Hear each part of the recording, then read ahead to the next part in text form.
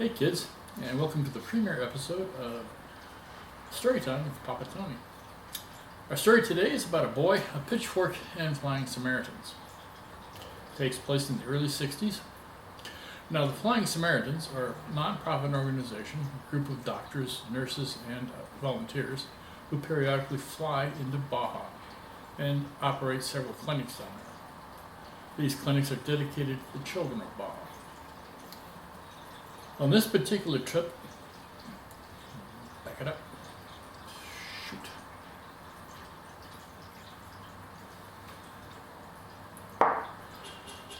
Hey kids, and welcome to the premiere episode of Storytime with Papa Tony.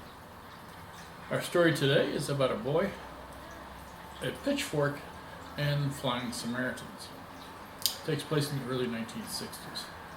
Now, the Flying Samaritans are a group of doctors, nurses, and volunteers. It's a non-profit organization that periodically fly down to Baja and operate several clinics. These clinics are dedicated to the children of Baja California.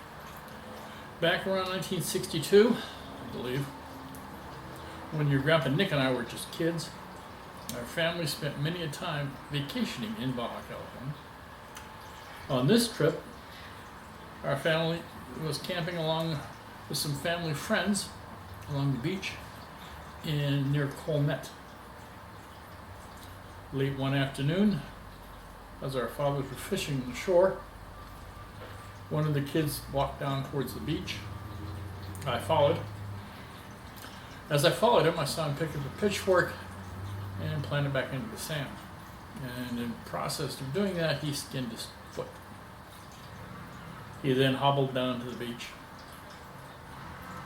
I thought to myself, I could do better than that. And oh yeah, I did much better. I walked over to the pitchfork, picked it up, and plunged it back into the sand. Unfortunately, my foot was between the sand and the pitchfork. Pitchfork went in the top of my foot and out the bottom. And after we got back to the camp, there was much discussion as to what to do with this kid with a hole in his foot. One of the locals mentioned that there were a bunch of doctors and nurses up in Colnet. These were the Flying Samaritans. So they bundled me up, drove me a couple miles to Colnet. The doctor that treated me bandaged it up, told my parents that there wasn't much more he could do because he didn't have any x-ray equipment with him. And when we got back to San Diego, have my foot x-rayed, which they did. And fortunately, there are a bunch of bones floating in a child's foot, and I managed to miss every one of them. I still have a scar though, a little circular scar on my toe, on my foot. Recently, I Googled Flying Samaritans, found out that they still exist, and I have a link in the description below.